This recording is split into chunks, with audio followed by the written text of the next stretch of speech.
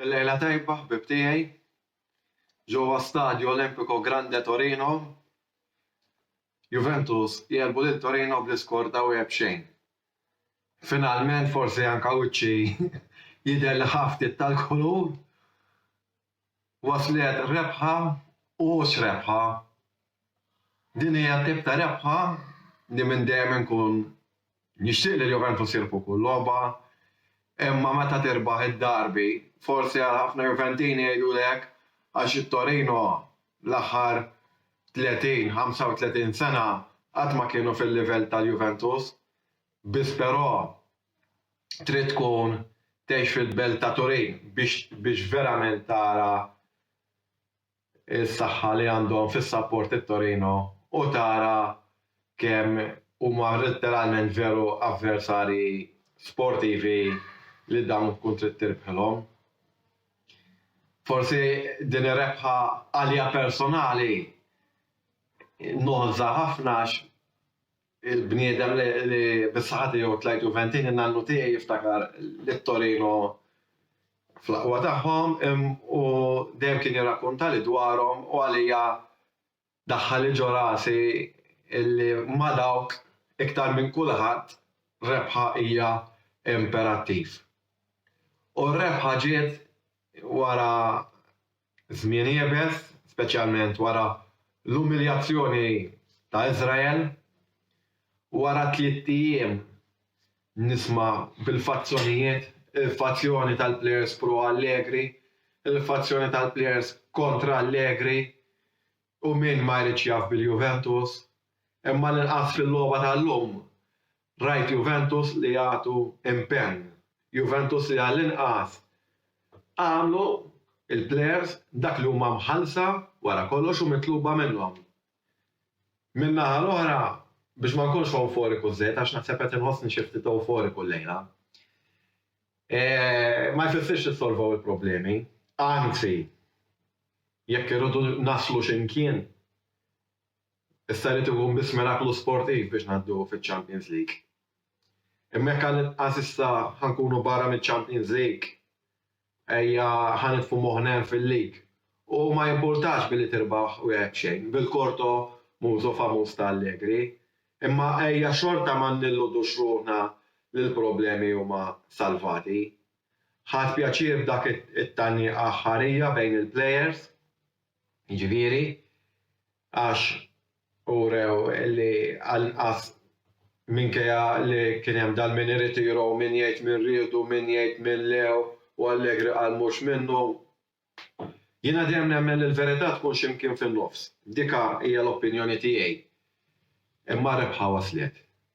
Waslet minn plejer li dal-aħħar kien nixef quddiem il-lasta, Vlahovic, qatt ma kelli dubji ta' mill-kapaċitajiet tiegħu, ma' nervożiżmu li beda juri f'dan il-logħb dan l-aħħar.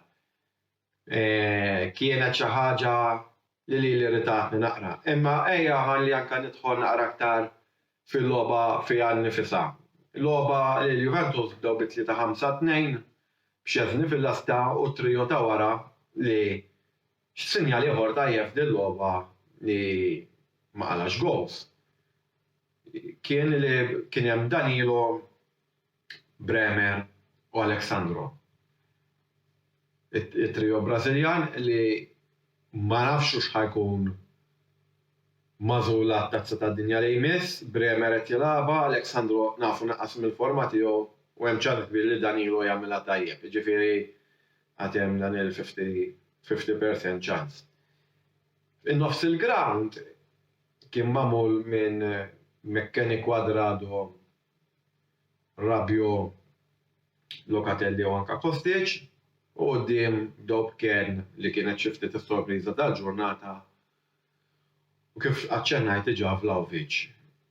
Szczesni orajt kellu xut ta' flol taqsima li għadda ftit barra ma fil-verità fil-logħba qatt ma kien verament ħanejt impenjat.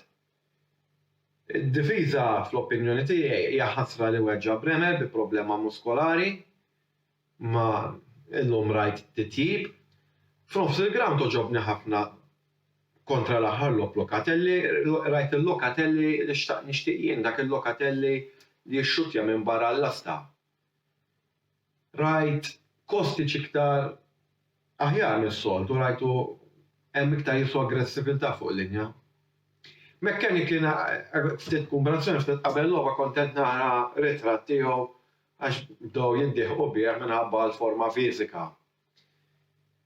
Ma mhix xi logħba ta' barra minn hawn ngħidu hekk. Li jiddispjaċini dwar McKennie hu li l-Juventus għandhom ħafna iktar żgħażagħ li jiena konvint li huma aħjar minn McKennie u di ħaniġi għaliha. U min taw spazju, di xi ħaġa li ħa nitkellem iktar tard f'dan il-filmat fuqha. Rabiot qed jaqdina nazzarda ngħid wieħed mill-aħjar players li għandna fil-mument. Cuadrado ngħid li naqqas mill-rendimenti u sekku xi żmien. Jekk hux hemm xi problema ma nafx. Fuq kien xi tlift. Xi tlift qabel ftaħna l-iskor. Dik ma nafx. Għax seta' swilna qares. Imma għallum naħfirlek għaddi tbuċċ il-ġid. Li rrid naċċenna naqra il-fatt li plejer bħal Meretti minn wara li għamel dak il-penalti mal-Benfica Allegri qatalu rasu. Gatti ma rajniex jew l-logħba li lab għax kommetta żball qatalu rasu. Faġġiju li ftit li xejn.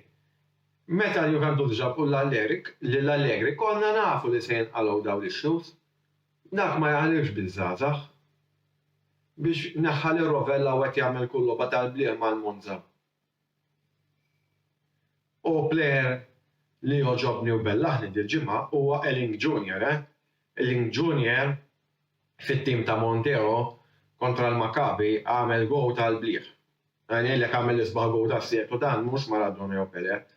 Imma naħseb li il-Juventus għandhom bżonn plejers minn da tip li tukdien anke meta lab Sawl kif dak dejjem kif neqpanet nħawwa tkun jomu.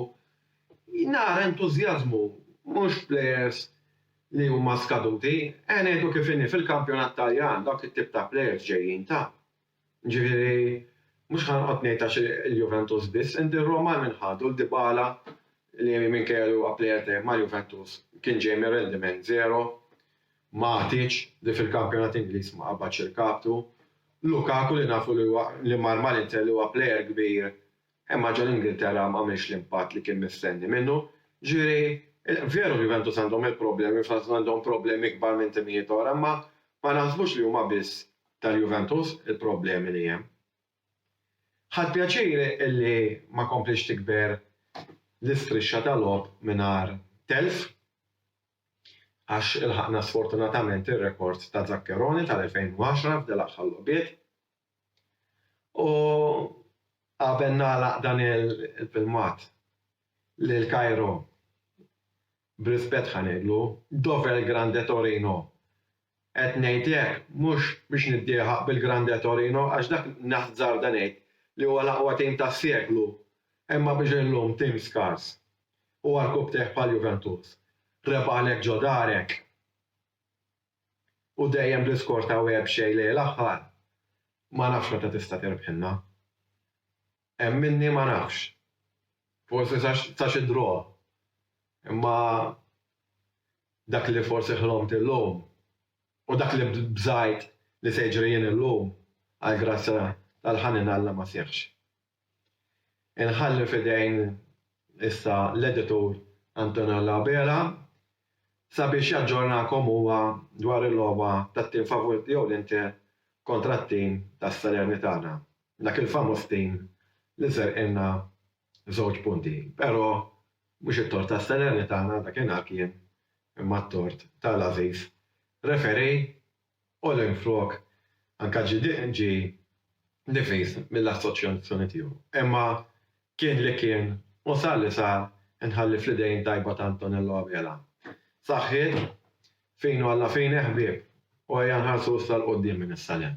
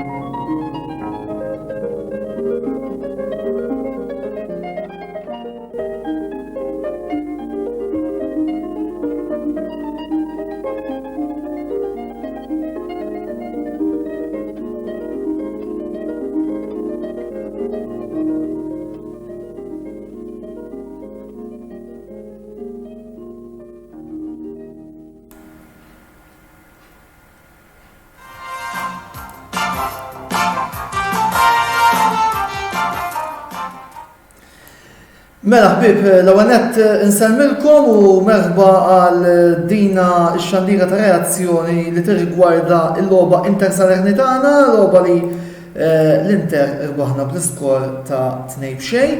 Qabel xejn niskuża ruħi jekk illum ħriġna iktar tard mill-ħin li stabilixxejna nibdew fih id-disa ma' bejli mort nara l-loba tal-ħibs u mbagħad ġejt proset ukoll li tibda raħal ġdid li jiena insegwi wkoll hawn Malta ta' rebħa li ġab kontra Santa Lucia u mbagħad bejn J-Town, editing, u mbagħad kelli xi affarijiet oħra ma għax ovvjament ċertu xogħol li wkoll u eżiġenzi oħra li jridu jsiru imma issa qegħdin hawnhekk biex nitkellmu fuq dina ir-rebħa illi n-Nero Azzurri ksibna kontra s-Salernitana fejn illum nistgħu ngħidu li rajna waħda mill-aħjar wirijiet tat-tim ta' Simone Inzaghi matul dan l-istaġun. Rebħa komda, rebħa fejn labna tajjeb ukoll u kienet importanti illi inkomplu din l-istirxa ta' rebħ biex anki f'dina it-taqtija li għanna għal post fi Champions League ta' sena d-dieħla nibqu nżommu l-pass. Ġitna tajba li Lazio u Udinese ġaw drollu allura tilfu l-punt il-ġurxin stajna nesqu ktar qrib, in-Napli rebħet, Roma ħatila pada u il-Milan qed tilha bħalissa il-ħin qed inxandu dal-programm kontra il-Verona. Sakemm wasalna biex nitlu l-Milan kienu minn fuq. Illum anki il-fatt li kelli ċans nara apparti l-logħba videos tal-YouTubers u ġurnalisti li nsegwi fosthom Marco Barzaghi, Luca Mastrangelo. Innotajna ħaġa u anki ukoll illi prattikament komplet tiġġustifika u ħanibda bija għalix u koll jgħallu ħagġan difrasi il-lazliet ta' Simone Inzaghi. Qed nirreferi għal Francesco Acerbi illi l-ewwel qed ma rtux imma il-mod kif qed jilgħab fil-ground qiegħed juri għalfejn Inzaghi jridu. Illum bdieħ bħala minflok bastoni fuq ix-xelluk u kellu fost ħafna players logħba tajba li tkompli kif qed ngħidu ssaħħaħ l-argumenti ta' Inzaghi. Kien hemm diversi players li kellhom logħbiet tajbin illum, plejer oħra tiġi nifrasib bħalissa huwa l-plejer li ormai se nagħmlu bil-laqam tal-attur popolari Taljan Pippo Franco, qed nirreferi għal Henrik Mkhitaryan illi irsista ħadem u nistqar magħkom illi ħaqqu wasal iż-żmien ukoll li jkollu anki hu il-ferħa tal-gowl u żgur mhux forsi tkun mistħoqqa. Çalhanoglu li qed jieħu post Brozovic u qed jieħdu tajjeb fil-fatt illum ukoll kellu wirja kbira u tajjeb ngħidu da ċertu riżultati qed inġibuhom mingħajr dawk li fil-ground da kellhom ikunu l-aqwa players. Nirreferi għal Lukaku u Brozovic illi wieħed qabel Novembru jekk narawh. L-ieħor qed jgħidu li aktar x'ħajkun lura magħna mal-Fiorentina ma jinqabel naraħ mhux se ngħid li wasal. Jiġifieri, Lautaro Reġu Skurja, gowl ieħor mill-isbaħ tat-Toro u anke t-tieni gowl ta' Barella oġobni immens.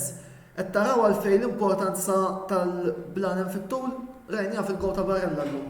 Alright, sabiħ li tagħmel il-possession, sabiħ tagħmel it-tiki-taka, ma mbagħad trid tiġi f'punt fejn isma' trid tkun dirett u taqta' linja u fil-fatt illum dak li rajna fil-gowl ta' Barella.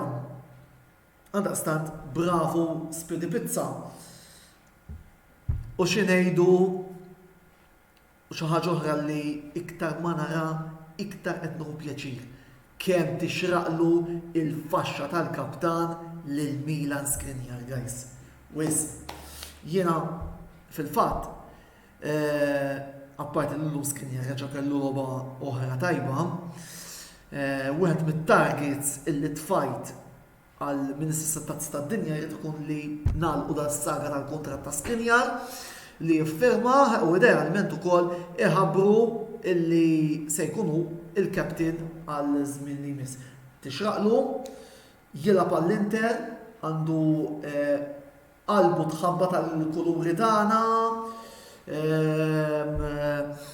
x'iżjed nistgħu ngħidu defensur sod, wieħed mill-aqwa defensuri li hawn bħalissa, u nemmen illi Skriniar bħala captain għandu biex ikompli fil-passi tal-predeċessuri tiegħu fosthom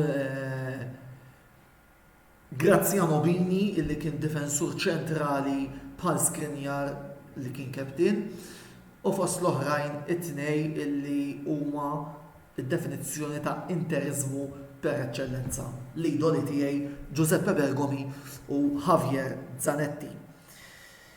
Nota naqra negattiva llum kienet ir-referi illi he was one-sided favorista l-Ernitana.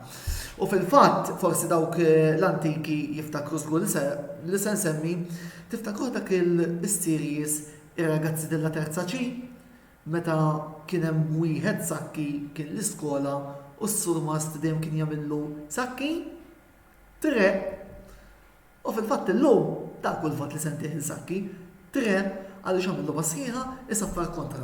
U minnhom biex nagħti eżempju, Dumfries li kellu fawl kontrih u l-plejer tas Salernitana li sejt minn kien ibqa' jaqla karta safra. Insomma, dan jew dawn l-istejjer, però min-naħa l-oħra kien hemm ġranet fejn ħelsu ilna illum ma nistgħux ngħidu mod ieħor. Insomma, l-importanti huwa li rbaħna vincere ajuta vincere, issa importanti illi nkomplu din konsistenza fil-lobit li jmiss. Issa għandna logħba diffiċilissima mal-Fiorentina barra minn darna nhar is-Sibt li ġej, qabel ma mbagħad nissiġillaw il-biljet tal-kwalifikazzjoni fir-round li mistaw il-Champions League kontra Viktoria Pilsen. Biss, bravi ragazzi, grazie ragazzi, ejja ħankomplu nibnu fuq daw il-suċċessi li kellna sa fl-attant ukoll għadu kemm bat messaġġ Mark Xkembri li għadkom kemm smajtu qabli fejn qed jgħidilna lil Verona ġabu draw kontra il-Milan. Imma ifhimni għalissa dawk għadhom il-bogħod aħna għalissa l-importanti illi niġu qrib ir-raba post. Għalkemm biex inkun qed kollox, jiena nħoss li t-tliet objettivi li għandhom l-Inter minn issa sal-waqfa tal-World Cup huma appuntu li nissiġillaw il-post fiċ-Champions League mal-aħħar 16, il-firma ta' Skriniar u illi sa kemm niġu għal-waqfa niġu għalmenu 4-5 punti taħt il-mexxejja. Paċella l-lum minn is-senati għaliex biex nkun onest, ok, kont qed insegwi l-logħba ma kontx qed insegwi f'daqshekk dettall, għaldaqstant ma rridx li forsi nagħti paġelle li ma jkunux ġusti, biss overall m'hemmx xi plejer illi rridu nikkritikaw kollha labu tajjeb, kollha qdew dmirhom u kollha taw semhom biex dawn it-tlet punti waslu fil-fatt ukoll qed nara l-kummenta Salvatore Muscat, Salvatore diġà ċċernajna rigward Acerbi illi permezz tagħha sodit il-Dipartiment tad-Difiża naqbel miegħek ukoll u qed jiġi nifrasi kumment li kien għadda ma' Strangelo meta ġibna l-Acerbi taħsbux li da se jsaħħan il-bank bħalma kien Ranokja, Acerbi se jidħol fl-squad rotation. Kellu raġun, biex nkunu għedna kollox. Mill-ġdid, bravo Francesco Acerbi. Jiena għalissa se naqaf hawnhekk. Infakkarkom illi l-appuntament miegħi bħala Antonello ser ikun għada fuq l-istazzjon ta' Velocity Sports Racing fejn se nkun qed nikkummenta ma' Mario Bellizzi il-Grand Prix tal-Gran Brittanja, biss migżum tal-lejla għadu ma spiċċaxaw għaliex għandna waqfa qasira. U mbagħad jidħol Jude Kawki bir-riżultat bil-logħba Manchester United Newcastle, logħba li għall-United ma tantx tajba, ma jimħu ngħidilkom xejn. Ibqaw hemmhekk wara dil-waqfa nisimgħu x'għandu xi jgħidilna Jude. Ħudu ħsieb u sempre Forza Inter. Ciao!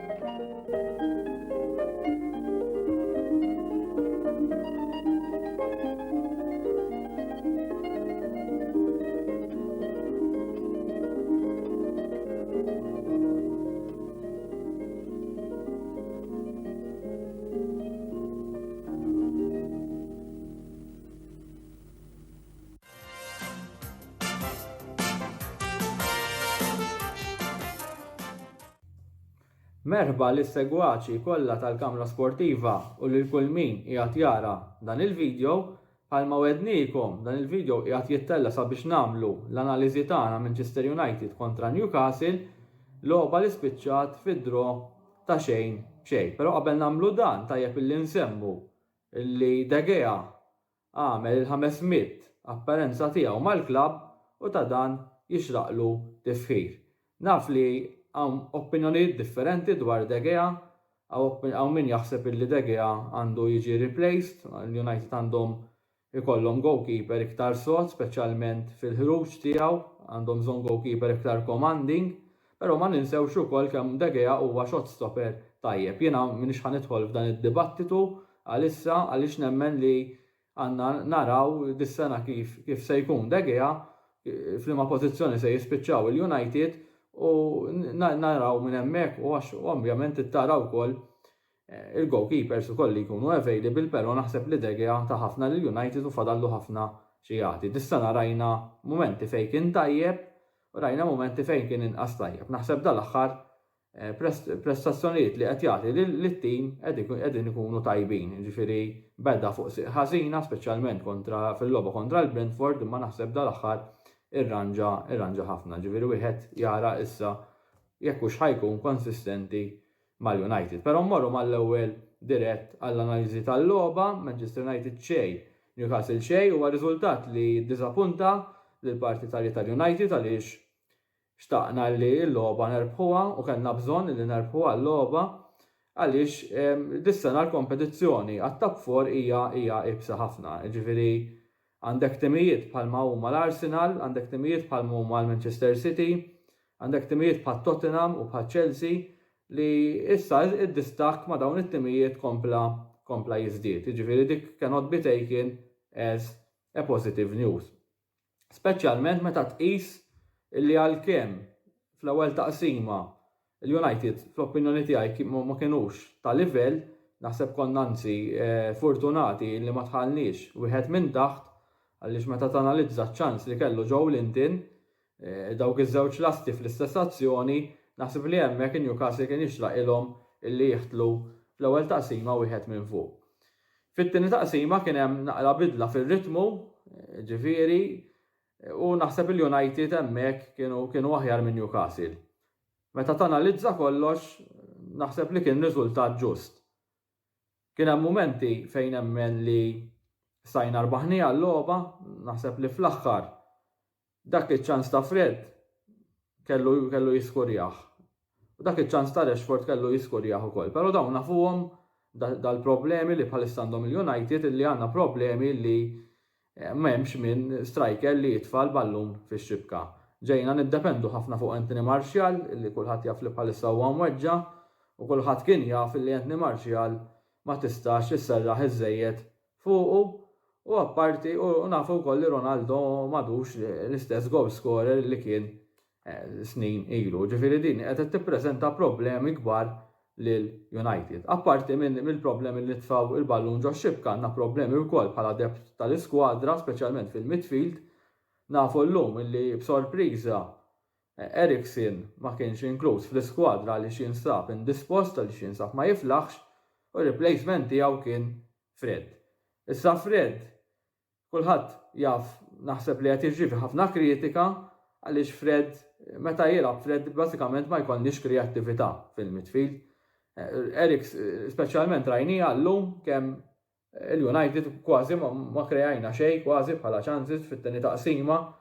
Tista' tgħid dawk iż-żewġ chances li krejajna imma l-bqija fl-ewwel taqsima kien hemm ċans wieħed ta' Anthony fuq Sancho, però l-bqija ma maħniex qegħdin nikrejaw chances. Ġifieri meta m'intix tikkrea chances u laqas qiegħed toħod chances hemmhekk dawn it-tip ta' riżultati wieħed jistenna li jibqgħu jirrepetu ruhom. U jekk se jibqgħu jirrepetu ruhom se tagħmilha ħafna diffiċli sabiex inkunu nistgħu nikkompetu għat-top 4.